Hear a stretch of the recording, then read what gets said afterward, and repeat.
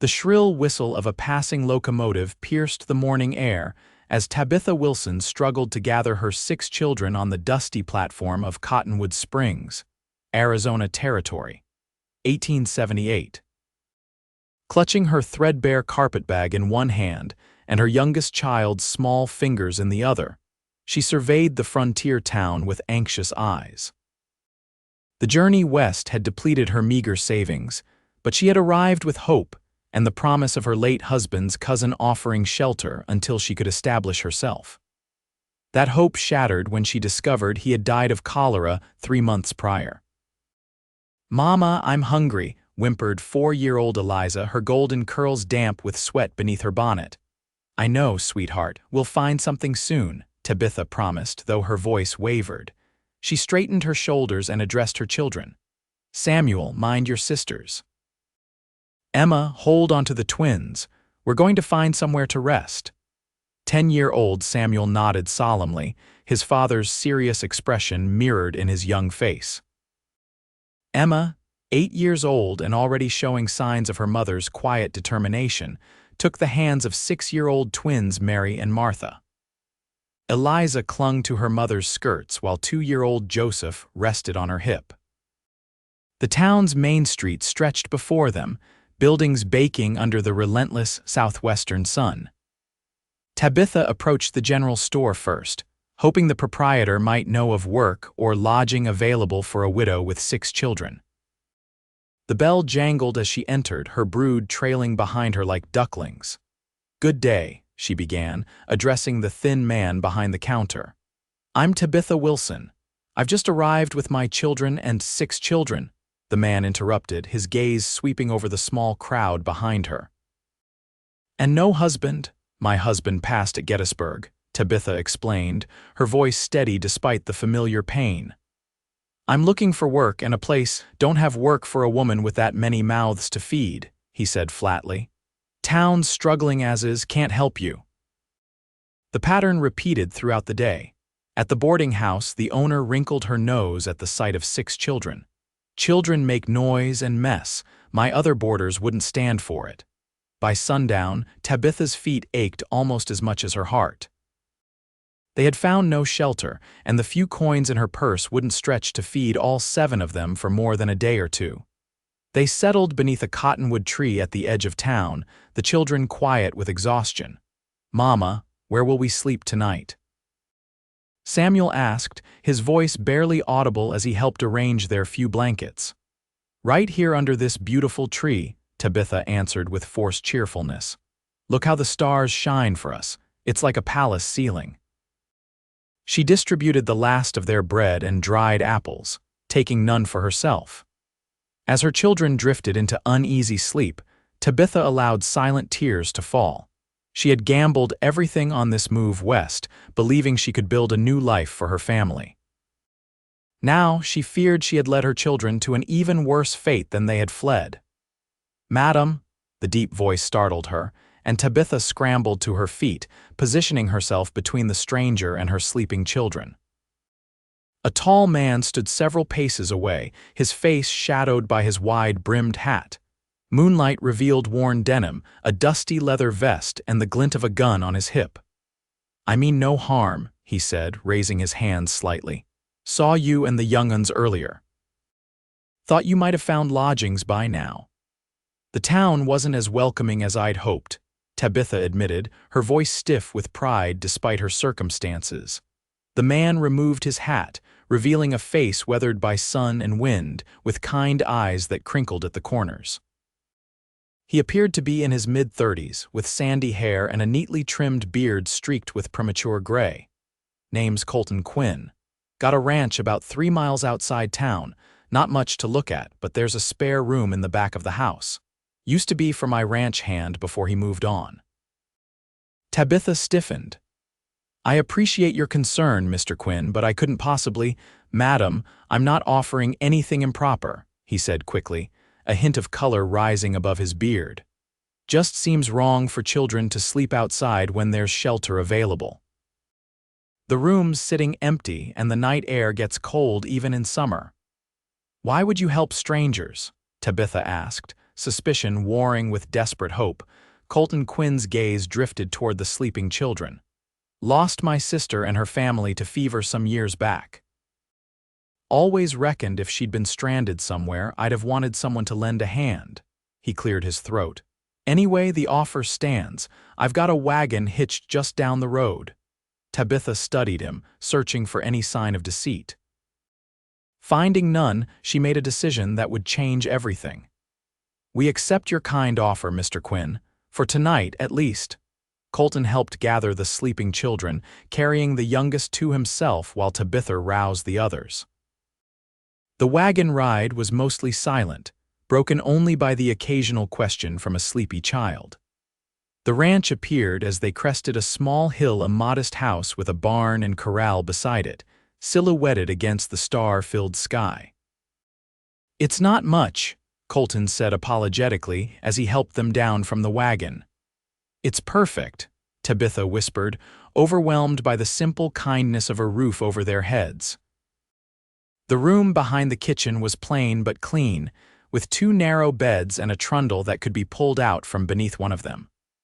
Colton quickly vacated, mumbling about needing to check on his horses, while Tabitha settled her exhausted children. When all 6 were finally asleep, she sank onto a wooden chair, the events of the day catching up with her.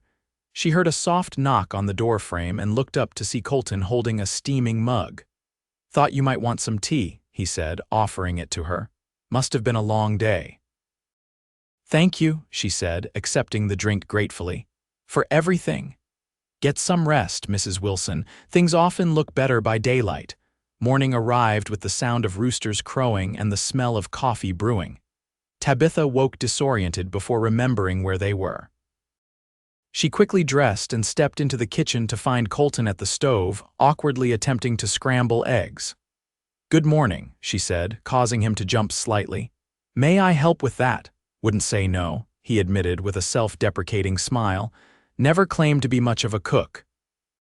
Working together, they prepared a simple breakfast. The children emerged one by one, shy at first but quickly warming to the friendly rancher who seemed genuinely interested in their chatter. "Mr. Quinn," Tabitha began as they cleaned up after the meal, "I appreciate your hospitality, but we can't impose on you. If you could direct us to someone in town who might be willing to hire me." "Truth is, Mrs. Wilson, I could use some help around here," Colton interrupted. "Ranch keeps me busy and the house shows it. Been thinking of hiring someone to cook and keep things in order." He paused, seeming to choose his words carefully. "The room's yours as long as you need it. We can work out fair wages." Tabitha studied him, hardly daring to believe such fortune. "That's very generous, but I have 6 children, Mr. Quinn. They're well behaved, but they're still children." "Got plenty of space outside for them to run," he replied. "And I reckon the older ones could learn to help with some of the easier chores if they're interested." Samuel, who had been listening intently, stepped forward. "I can work, sir. My pa taught me to take care of animals before he died." Colton nodded solemnly at the boy. "I believe you can, son. Every ranch needs good hands." That evening, after the children were asleep, Tabitha joined Colton on the porch. The night was cool, with a gentle breeze carrying the scent of sage and distant rain. "I don't understand why you're doing this," she said quietly. "The town made it clear they want nothing to do with us." "Most men wouldn't want the burden of a woman with 6 children." Colton was silent for a long moment, staring out at the darkened landscape. "I know something about not belonging," he finally said. "Came west after the war with nothing but nightmares and a bad leg from a rebel bullet. People took one look at my limp and decided I wasn't worth hiring." He glanced at her. "Eventually found this place, worked it until it turned a profit. Now I'm respected in town because I have something they want: cattle and good grazing land." "So you understand what it's like to be judged unfairly," Tabitha murmured. "Yes, madam, I do." He turned to face her. "Those folks in town, they're not bad people, just scared of anything different, anything that might upset their comfortable ways. They'll come around once they see you for who you are." "And who am I, Mr. Quinn?" His eyes, soft in the lantern light, met hers. A brave woman doing her best for her children, that's something worth respecting. The days fell into a rhythm. Tabitha rose early to prepare breakfast and send Colton off to his work. She kept the house, repaired clothing, and prepared meals while supervising her children. Samuel followed Colton like a shadow whenever allowed, soaking up knowledge about horses and cattle. Emma proved to have a green thumb and started a small kitchen garden. The twins, inseparable as always, became expert egg collectors, while little Eliza appointed herself keeper of the ranch cats. Even Joseph toddled happily around the yard, fascinated by everything. 2 weeks after their arrival, Tabitha accompanied Colton into town for supplies. She felt the stares and whispers as they walked together into the general store, but Colton acted as if nothing were amiss. "Morning, Peterson," he greeted the shopkeeper, the same man who had turned Tabitha away on her first day. "Need the usual plus whatever Mrs. Wilson requires for the house." Mr. Peterson's eyebrows rose. "She working for you now, Quinn?" "She is," Colton confirmed, his tone brooking no argument, "and doing a fine job of it." As they gathered supplies, Tabitha noticed the shopkeeper's wife studying her. "Your children," the woman finally said, "how do they fare?" "They're thriving, thank you," Tabitha replied cautiously. "The open air seems to agree with them." Mrs. Peterson nodded slowly. "My sister in Kansas has 4, don't know how she manages."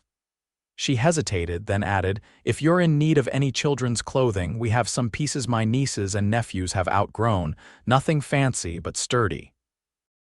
Tabitha blinked in surprise. "That's very kind. I would appreciate that greatly." It was a small opening, but significant. As summer deepened into autumn, more townspeople began to acknowledge Tabitha with nods or brief greetings. The children were invited to join the local school, though Tabitha worried about the 3-mile journey each day. "I'll drive them in the wagon when weather permits," Colton offered. "And perhaps we can arrange something with the station master's wife for days I can't." "You've already done so much," Tabitha protested. "I can't keep accepting your charity." Colton's expression grew serious. "It's not charity, Tabitha. Your being here has been." He seemed to search for words. "This place hasn't felt like a home in a long time, not until you and the children came." It was the first time he had used her given name, and it sent an unexpected warmth through her. Over the weeks, she had grown increasingly aware of Colton, his quiet strength, his gentle way with her children, the rare but heartwarming smile that transformed his solemn face. She had caught him watching her sometimes with an expression she dared not interpret, afraid of her own response. "The children adore you," she said softly. "Samuel talks of nothing but becoming a rancher like you someday." Pride and something deeper flickered in Colton's eyes. "He's a good boy." "Sharp mind. Reminds me of myself at that age, only he's got something I didn't, a mother who believes in him."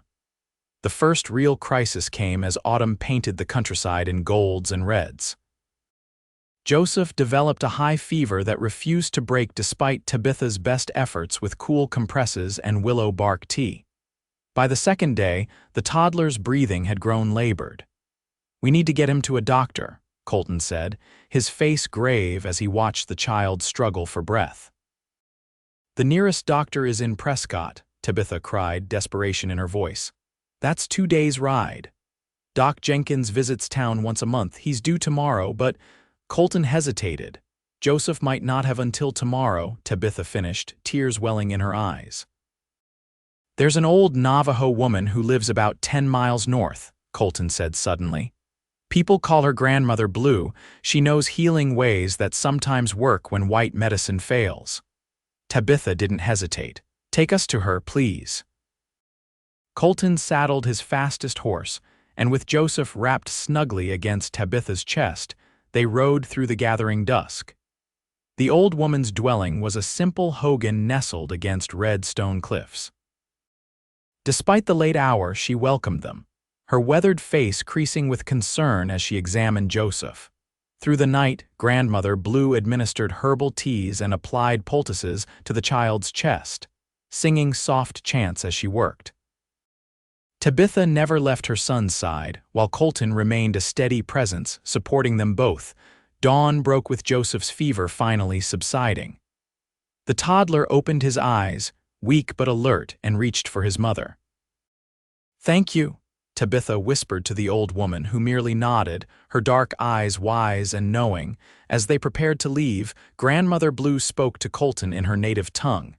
He responded haltingly in the same language. What did she say? Tabitha asked as they rode home, Joseph sleeping peacefully against her. Colton's cheeks colored slightly. "She said we make a good family and that some bonds are formed by blood, others by choice. Both are sacred." The words hung between them, unaddressed but not forgotten. Back at the ranch, they were greeted by anxious children who swarmed around their mother and brother. Samuel had taken charge in their absence, making sure his siblings ate and went to bed on time. "You did well, son," Colton told him, resting a hand on the boy's shoulder. "Your father would be proud." Tears welled in Samuel's eyes at the mention of his father, and without warning, he threw his arms around Colton's waist. After a moment's surprise, Colton returned the embrace, his own eyes suspiciously bright.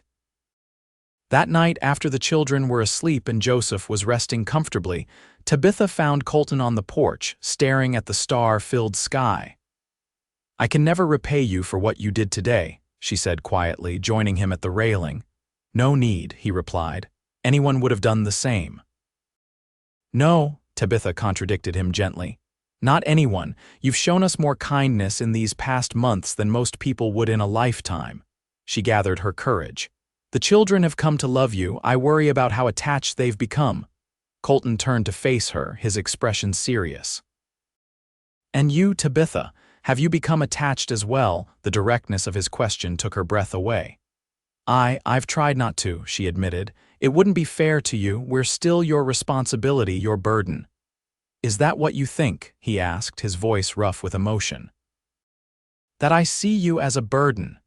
He moved closer, close enough that she could feel the warmth radiating from him in the cool night air. "From the moment I saw you under that cottonwood tree, trying to make your children believe sleeping on the ground was an adventure, something in me recognized something in you." "What?" Tabitha whispered. "Courage, honor, the willingness to do whatever necessary for those you love."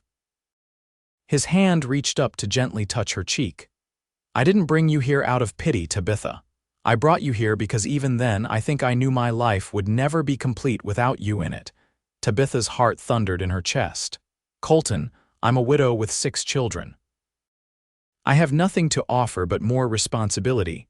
"You have everything to offer," he countered. "A home filled with laughter and love, the chance to be part of something meaningful." His eyes searched hers. "I've been alone a long time, thought that was my lot in life. Then you arrived, and suddenly this house became a home." Tabitha trembled, years of struggle and loneliness making her afraid to believe. "My children come first, always." "As they should," Colton agreed. "I wouldn't want it any other way."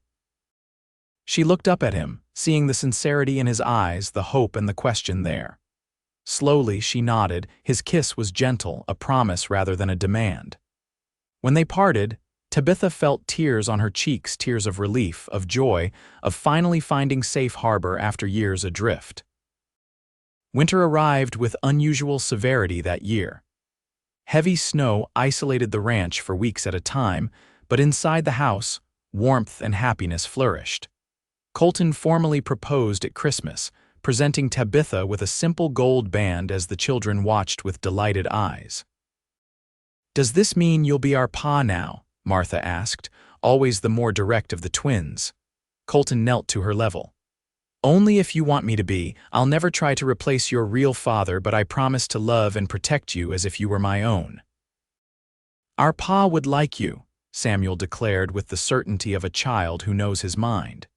"He always said a good man takes care of more than just himself." The wedding took place in early spring, when the first wildflowers dotted the greening landscape. To Tabitha's surprise, nearly the entire town attended. Mrs. Peterson had helped sew her dress, while the schoolteacher had prepared a special song with all 6 Wilson children to perform at the celebration. Seems you've won them over, Colton whispered as they greeted their guests. We won them over, Tabitha corrected him. Your standing up for us made them see past their prejudices. The simple ceremony was performed by a circuit-riding preacher who had known Colton for years. When Tabitha spoke her vows, her voice was clear and confident, all doubt long since vanished. Colton's hands trembled slightly as he placed the ring on her finger, his eyes never leaving hers. I now pronounce you husband and wife, the preacher declared. What God has joined together, let no man put asunder. As Colton kissed his bride, cheers erupted from the assembled guests, the loudest from 6 children who now had a complete family again. The celebration continued into the evening, with fiddlers playing while couples danced under lantern light. Tabitha watched as Colton taught Emma and the twins a simple 2-step, his patience endless as they giggled and stepped on his toes. You've done well for yourself, a voice said beside her. She turned to find Mr. Peterson, the shopkeeper who had first turned her away. Thank you, she replied, unsure what else to say. The man cleared his throat uncomfortably. I owe you an apology, Mrs. Wilson Quinn, that is. When you first came to town, I judged harshly without knowing your character. You weren't alone, Tabitha said softly. No, but that doesn't make it right. He glanced toward where Colton now danced with little Eliza standing on his boots. He's a good man, been alone too long. You and those children have brought him back to life. He saved us, Tabitha said simply. Seems to me the saving went both ways. The shopkeeper nodded respectfully and moved on, leaving Tabitha to ponder his words. Later that night, after the guests had departed and the children were finally asleep, exhausted from excitement, Tabitha and Colton stood on the porch of what was now truly their home. Happy, Mrs. Quinn? Colton asked, his arm around her waist. Happier than I ever thought possible again, she admitted, leaning into his embrace. When James died, I thought that part of my life was over. I focused only on survival, on keeping the children safe and fed. You did more than survive, Colton told her. You kept love and hope alive in their hearts. That's why they've flourished here. Tabitha turned in his arms to face him. And what about you? Are you happy with your instant family? His smile, once so rare, now came easily. I used to think this land was all I needed. Now I know it was just waiting for the right people to make it complete. They sealed the sentiment with a kiss, standing beneath the same stars that had witnessed their first meeting beneath the cottonwood tree. 5 years later, the Quinn ranch had nearly doubled in size. The modest house had expanded to accommodate the growing family, which now included twin boys, Robert and Richard, born in the 2nd year of their marriage.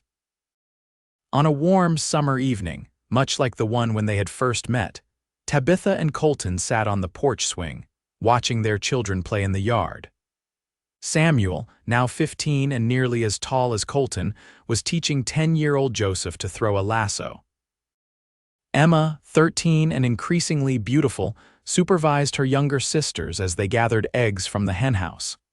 The 2 youngest boys toddled after the ranch dog, their chubby legs still unsteady. Remember when you first brought us here? Tabitha asked, her head resting against her husband's shoulder. I was so afraid to hope this could last. And now, Colton asked, his fingers gently stroking her arm, now I know some things are meant to be, even if the path getting there isn't what we expected. She looked up at him with eyes full of the love that had grown stronger with each passing year. A stranger's kindness changed everything for us. Not kindness, Colton corrected gently. Recognition. From the moment I saw you, I recognized the piece of myself I never knew was missing. As the sunset painted the western sky in shades of gold and crimson, Samuel called for his siblings to come see a newborn foal in the barn. The children raced off together, their voices raised in excitement and joy. We've built something beautiful here, Tabitha whispered, watching them go. Yes, Colton agreed, drawing her closer. Something that will outlast us both.